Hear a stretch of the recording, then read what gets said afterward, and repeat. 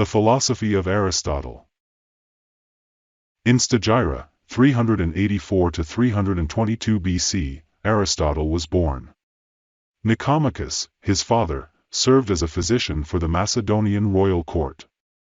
Aristotle's interests may have been inspired by his work as a physician, and he had a lifetime connection to Macedon when, in 343 BC, he was appointed Alexander the Great's tutor.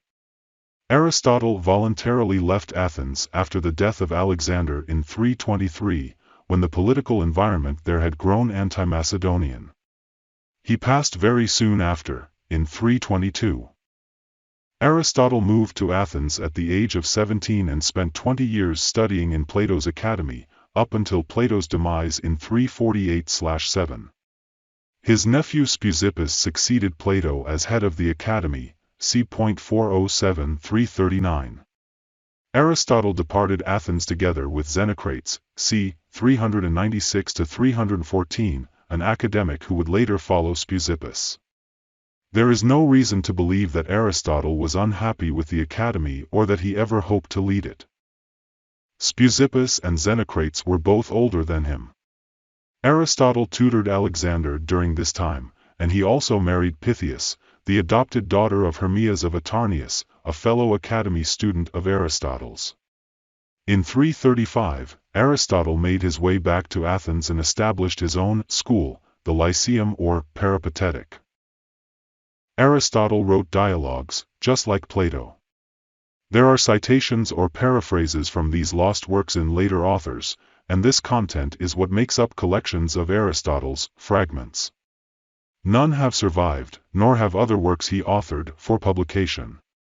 Protrepticus, statesman, on poets, on philosophy, on justice, on contraries, on ideas, or on forms, on the Pythagoreans, on the philosophy of Archytas, and on Democritus are a few of the more significant lost works. Some of these works can be dated, and the majority of them seem to have been released when Aristotle was still an academy student and early in his professional life. Cicero refers to Aristotle's Golden River of Eloquence in Academica 2.38.119, but what is preserved cannot be described in this way. Instead, what has survived seems to be lecture notes, where the style is sometimes compacted to the point of being incomprehensible. This creates a false comparison between Aristotle and Plato, who both appear to be dry as dust while Plato appears lively. Although this contrast can be seen in their surviving works, there is no justification for interpreting it as a critique of the men involved. There are intricate connections among the views presented in these works that are somewhat obscured by this compartmentalization, and some of the treatises, particularly the Physics and the Metaphysics, do not appear to have been composed by Aristotle as units. It is therefore likely that this division into disciplines does not date back to Aristotle but is an artifact of the early editions of these writings. The early conversation Eudemus appears to have offered a radical body-soul dualism of a like the later book on the soul could not have tolerated. Some people believe that a developmental pattern may be observed in the data we have. However, the issue of Aristotle's development is hotly contested, and supporters of the developmental point of view disagree on it.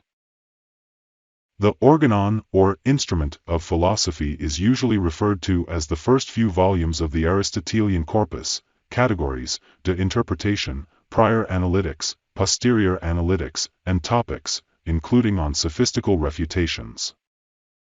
The categories of Aristotle include numerous sorts of existence and types of prediction. The predicate term in the sentence S is P may refer to what S is, its substance, the conventional translation for ousia, such as a man or a horse, or how much of it there is in a certain dimension, how it is qualified, what it is related to, where it is, when it is, etc.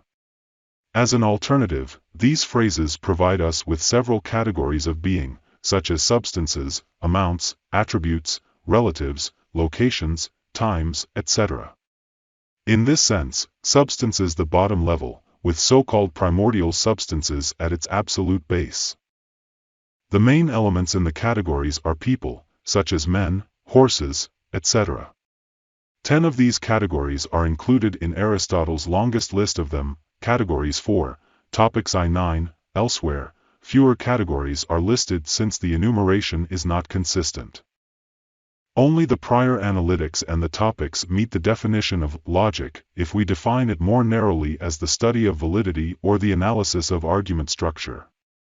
The former provides Aristotle's formal analysis of argument, which states that all arguments employ one of the four quantified predicational patterns and all arguments reduce to syllogisms, arguments with three terms in two premises. Every B is an A, some Bs are as, and none of them are Bs. Some B is not an A, and the way in which Aristotle handles these arguments is amazing, as is the way in which he develops a completeness theorem for his logic, which states that all arguments may be treated in this way. Since the assertion is erroneous, his attempt to substantiate it, in I-23, is less successful. Aristotle makes an effort to expand his syllogistic to include modal syllogisms, premises modified by necessarily and potentially such as those above. There seems to be significant ambiguity in Aristotle's interpretation of this, some of the most challenging material he ever wrote. Aristotle's physics actually encompasses everything that occurs in nature, including his theories on the soul, biology, and what is more often referred to as physics. Aristotle introduces the tripartite analysis of change, which includes form, matter, subject, and privation, in Physics I, which is devoted to issues involving change. This analysis of change remains with him throughout the rest of his work. To give an example, consider how Socrates tans on the beach. He begins by being pale and ends up being dark the entire time. He is the object of the change, and the form he takes on as a result of the change may be his final tan rather than his initial pallor. This analysis is expanded to include the case in which he is born or dies. He can no longer be the subject that experiences the change because, in the latter case, he does not survive it. What does survive it is referred to as matter. The term matter is used to describe any continuing subject that survives a change and comes into its own in situations like Socrates' death. Some people believe that the absence of the concept of matter from the organon is noteworthy, especially given how prominent and difficult it is to understand in later works. The infamous four causes, now known by their academic names, the material, formal, efficient, and final causes, appear in 2. The word translated is cause. It stood for the guilty or responsible party when employed in a court of law. Aristotle lists 4 categories of things that could be said to be to blame for something's current state. Consider a bronze statue as an illustration, from Aristotle. If you follow the causes in the list above, you might wonder what it is made of, bronze, what kind of object it is, a statue, what caused the changes that led to its creation, its sculptor, or what it is used for. One significant distinction between him and us is that Aristotle doesn't use anything resembling the principle of inertia, which states that once something is set in motion, it will continue to move until something stops it. Instead, according to Aristotle, a motion that causes another motion occurs simultaneously with it.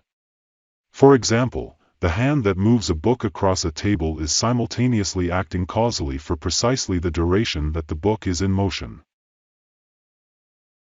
The term metaphysics did not originate with Aristotle, rather, it appears to have been used as an early title for an appendix to the physics in his works. What we consider to fall under this heading is what Aristotle himself refers to as first philosophy or wisdom.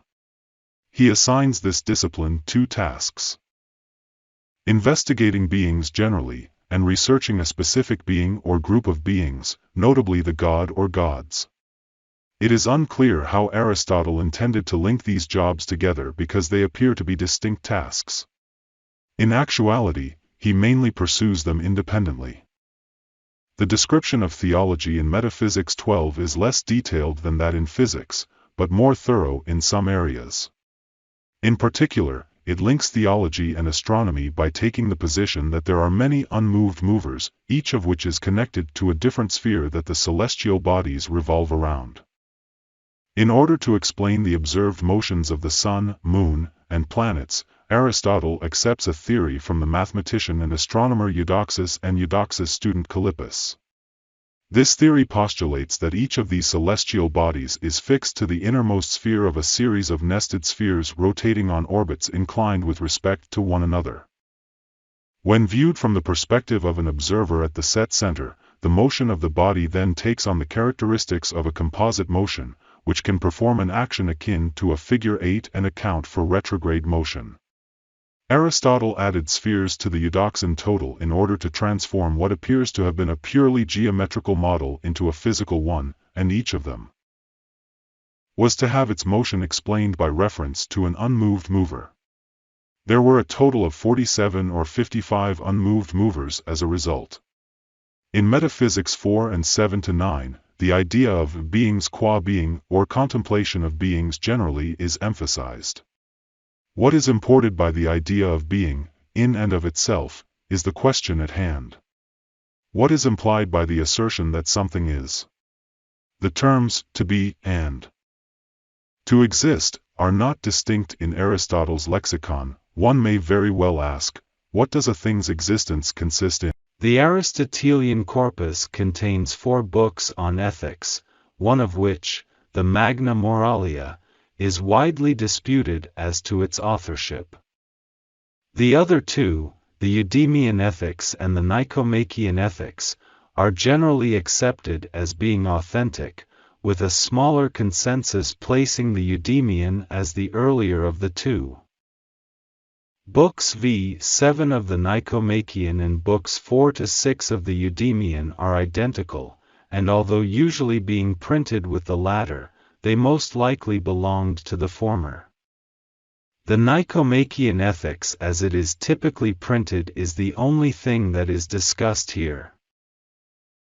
Like Plato and the majority of the other ancients, Aristotle held eudaimonistic ethical principles, which place a strong emphasis on happiness, eudaimonia, or the good for man, and how to achieve it. Happiness is meant to be understood as actual human well-being, not as a subjective experience of well-being. The human good is defined by Aristotle in NEI 7 as activity of the soul in conformity with excellence, or virtue, arete, which is the realization of the capacities unique to human life, particularly contemplation and political engagement. Aristotle sometimes seems to portray a comprehensive picture in which both figure, while other times he seems to concentrate exclusive emphasis on reflection. The importance of these latter activities in overall satisfaction is a topic of some debate. In the Republic, Aristotle departs from Plato in his insistence that a minimal amount of external goods are a requirement for human well-being. However, he rejects hedonism, which was strongly opposed by Speusippus and advocated by Eudoxus. He spends more time disproving the arguments against hedonism than he does hedonism itself, and this is evident in the 2 discussions of pleasure, EN 7:11-14, X 1-5, which show different perspectives on hedonism. In the latter, Aristotle appears to be against hedonism because the practice attempting to pursue pleasure as a goal rather than engaging in the activities that bring about pleasure is doomed to failure. In contrast to the Stoics and Epicureans in the following generation of thinkers, Aristotle seems to identify no problem with the freedom of the will. We are all accountable for our actions, even when they result from our personalities, which are established quite early in our lives. He believes that learning ethics will help us become better people, but Aristotle assumes that this is what we already want because he is giving a lecture to well-adjusted, mature male Greeks. The definition of excellence or virtue he provides places each virtue in the middle of 2 opposing vices. For instance, courage is a middle virtue between the opposing vices of timidity and rashness. He views virtue as a middle between self-indulgence and being insensible, not as an ethics of moderation as is frequently assumed. He does, however, promote moderation as one virtue among others, a term Aristotle coins for this otherwise nameless vice, En 2:7. He adopts Socrates' argument against moral weakness, 7:1-10, and refutes it, but not without sympathy. Whenever we do something that we know to be wrong, we temporarily repress that awareness. Friendship, which is crucial to human happiness, is covered in full in En 8-9. Friendship might be founded on mutual benefit, enjoyment of one another's company, or respect for one another's goodness. The best and most stable is the last. The final chapter of Ne serves as an introduction to politics. Technically speaking, politics is a collection of treatments that were initially independent, but it is clear that Aristotle considered ethics and politics to be one study. In politics the polis, traditionally rendered as city-state, plural polis, itself is defended as a natural institution. Man is naturally political and equipped for an existence in a polis, hence the polis is natural. Because some people are inherently equipped to serve as living tools, which is what slaves are, slavery is natural. Men are innately more suited to rule than women, so women must be subjected. Plato's Republic is one of the suggested and existing polis that are discussed in 2, albeit the discussion of this does not necessarily match the Republic as we know it today. 3 makes an attempt to define a polis by defining a citizen. Polites, a polis is a group of citizens. A citizen is also someone who has the right to vote and participate in politics. Aristotle does not envision representative democracy, he is referring to potential polis rulers. As it turns out, each type of polis has a correct form and a deviant form depending on whether the rule is for the common good.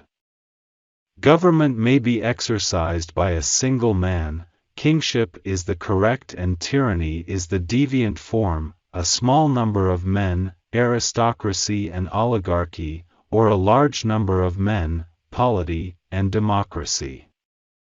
Books 4-6 delve into more depth on these.